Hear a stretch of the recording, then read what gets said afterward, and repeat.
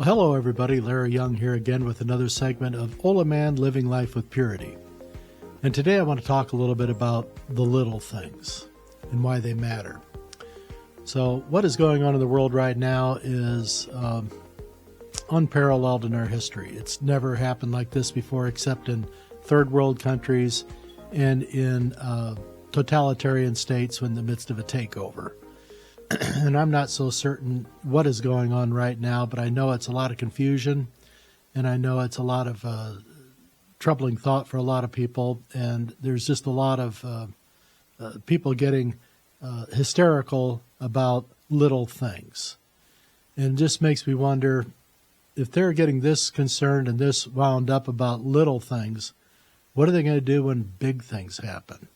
And who are we going to be dealing with at that time? Are we going to have people in the midst of a total meltdown and incapacity to do anything, and they're going to be just basically dead weight around us? They're not going to be a help in any way, shape, or form?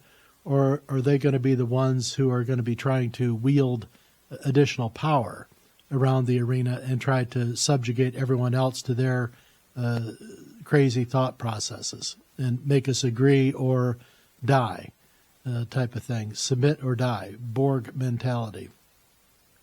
I don't know where it's going right now. It's too new, but it's very indicative of a lot of the underlying illness that goes on with a lot of these folks right now.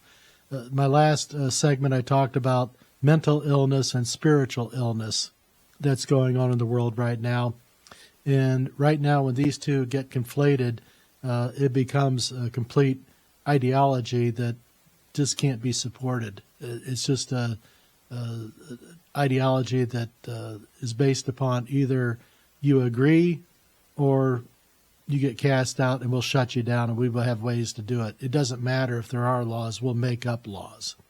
So one of the things that Jesus had talked about in his parables, and it goes down to the master was he was taking off for a while, and he was leaving talents or measures of money or gifts or whatever to his servants to take care of in his absence. And he gave one, 10, he gave the next one 5, he gave the last one 3, and another one 1, or whatever it was. But the folks who were given more in talents, they moved up. They saw the responsibility with that. They took the proper measures, and they went to try to expand upon what was given to them. They tried to create, they tried to build, and they tried to please their master by going out and taking what he had given them responsibility for and then making more out of it in a productive way. The less that they were given down the line, they took less risks because they were more concerned about screwing it up than making something happen. And they were more afraid of their possibility of not succeeding, that what they did was they hid the talents, they buried them so that they could secure them so no one would steal them in the master's absence. And so when they came back, the master rewarded those who were fruitful and basically let go of or chastised those who were not productive and did not take chances and did not move forward with things. And what we're seeing right now in this world is people have shown us that they can't handle the little things. And now they're saying, well, you need to trust me with the big things because it's all for the good and it's all going to save, I think what's their word now? They want to say, we're going to save democracy. But they want to save democracy by shutting down free speech and dissemination of free ideas in the world. And they want to withhold truthful information about things because they need to bend their message for the masses, because right now they don't trust the masses. They think that the masses are incapable of making proper decisions. They don't think that the masses can handle the load, and so they're going to tell them how it is. And you need to agree with us or we will take action against you. It's kind of funny, little things. 90% of Americans, when asked if a 12-year-old is old enough to pick a tattoo and have it imprinted on their body. 90% have admittedly said that there's no way that a 12-year-old is old enough to know what they really want in order to make a permanent change to their body. But if you ask this same group of people about whether they should have gender-affirming care or puberty blockers and things like this, the number drips down to about 30% disagreeing with that, and 70% saying that they think it's okay for a 12-year-old to decide whether they want to be a boy or a girl and change sexes, just because they have feelings that are contrary to what their body says.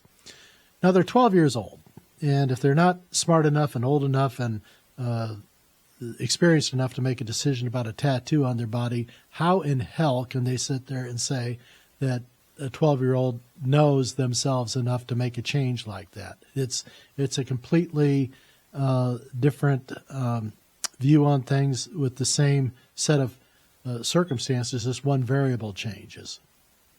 So this is a deluded thinking that's going on, and we need to understand that, because if we can't trust this group of people with the little things, how on earth are we going to trust them with the big things?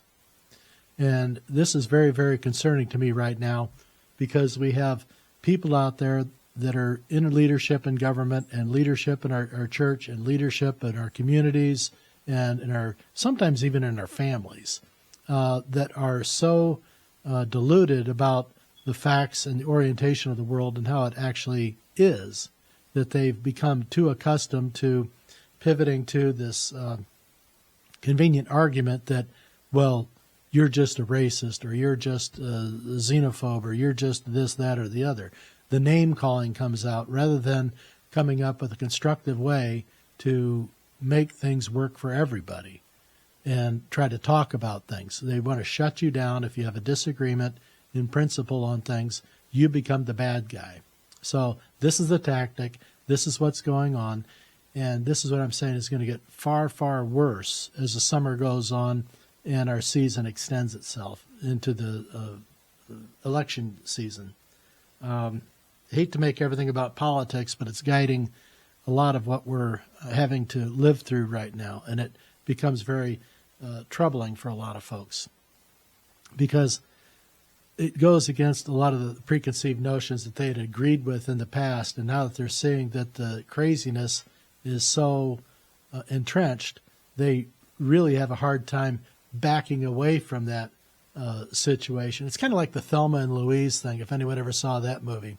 These two were so against the rules and all this stuff coming down upon them that when they were cornered and had to make a decision on things to give up and to consent to letting the law do what it needed to do with them in the eyes of society, they decided to take the coward's way out, and they drove over the cliff to a certain death together. They thought in their mind that they were doing the right thing, when actually they were just carrying their craziness to the next level, which is self-destruction. And this is what's happening in a lot of our people in our society right now. They are willing to take the craziness to such an extent that they are willing to not only self-destruct themselves, but everyone around them. And this is where I bring in my little friend here, my little unicorn. And a little unicorn has something stuck in his butt right now. And it's a crazy notion. They're blowing stuff out their ass and trying to make everyone else believe that they are a unicorn and that they can send out multicolored marshmallows out their butt. And none of that is true. None of that exists. But in their mind, it is reason enough to justify their behavior. And for you to have to agree with what they feel. And because their feelings are more important than your need for safety and truth. We see this a lot also with Muslims who are in our country, in the country, and insist on wearing a hijab or a nagib. And I think I got those. I think it's hijab and nagib. The hijab is the overall covering, and the nagib is the face veil. And women in a lot of these communities insist that it's their right to do so, and that anyone who feels that they shouldn't be concealed in public is racist or Islamophobic, all these things, when the other person who might be objecting to it just wants to know who it is they're talking to and what their reaction is, because when you veil everything over, the communication gets cut down to about half. You're just trusting the word. And many times words have no meaning if you can't see the face behind it, and you can't be able to identify somebody for what they said. They don't want to carry the responsibilities with them. They want to defer to be able to deflect and to conceal themselves. This isn't fair to everybody else. It isn't being fair to themselves. It's not going to help them grow. The hijab in Muslim communities was really put in place for the community of Muslims to be able to determine who was a slave and who was a free person. That was the reason for the hijab. Now it's gone on to have other things. It's more about control of the women, and this is more of a men's notion about things. I don't think women are out there saying, well, I need to be suppressed in order to be free. I don't think anyone's ever said that before, but I'll wait for a response on that too. But it's not fair to everybody else to make everyone else conform to your thinking. It's the same thing of trying to make everyone adjust to somebody else's pronouns and force them to call you a pronoun that goes against their personal feelings on things, just to make the other person, the unicorn, feel safe and more comfortable, to basically kind of confirm their own mental illness about how they see things. It's sickness. It is what it is. But don't endorse it. We have to confront it, and we have to say no in these things. Somebody has to be the adult in the room. Somebody has to use their dad brain out there and say, no, we're not doing that. We need to make sure our room is cleaned. We need to make sure that the yard is cleaned up and that the dog crap is picked up. We have to take care of our responsibilities. This isn't, a community where things are just going to happen by themselves.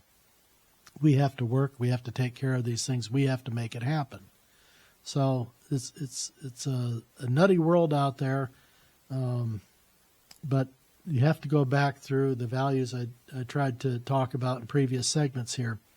But if you can't take care of the little things, how on earth can you expect somebody to take care of the big things?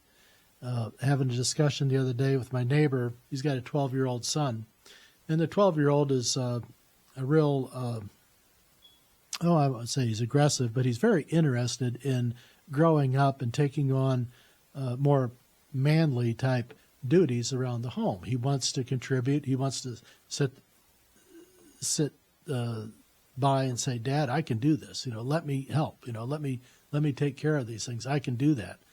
And I was talking with the dad. I said, hey, give him the responsibilities. Tell him he has to take care of the trash. He has to clean up the yard, make sure the dog poop is scraped up, make sure the pool has its chemicals in it. It's summer season now. They opened up their swimming pool.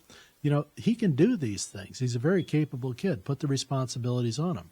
The father thought that might be troubling until he gave the kid a chance. And boy, the kid's just doing great.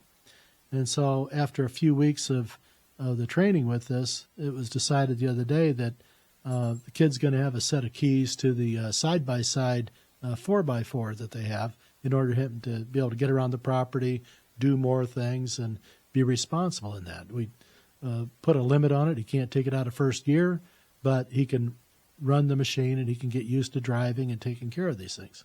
Kid's doing an awesome job. But this is an example of we let him take care of the little things, as his father did, and from that, then we'd be giving him more things.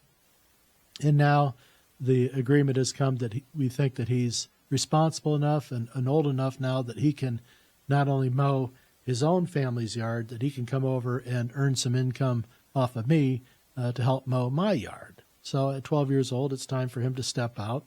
And the kid's showing great responsibility for things. But this is how men are developed, how our young people are developed, how they're moved through historically and in our culture, is giving them responsibilities.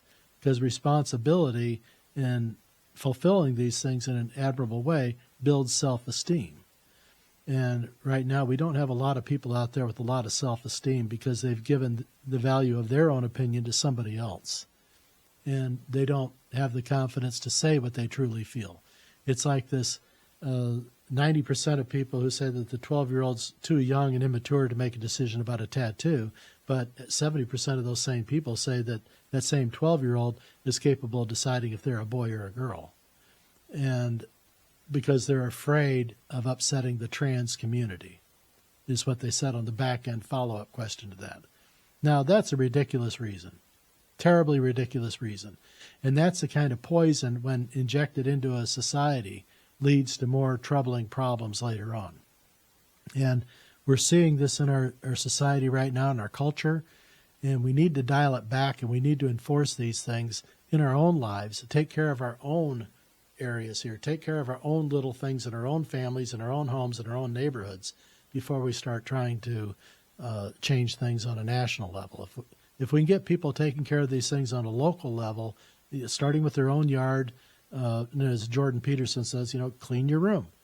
It starts with the little things. When somebody's got an addiction onto something, and right now we got people that are addicted to ideology, and to wean them off this addiction, we have to start them off with little steps moving back towards normalcy. And don't ask them to do it all in one big shot, little things along the way. Every situation is going to be different than the next, but there's a way to get through this. So this is where feather strokes are.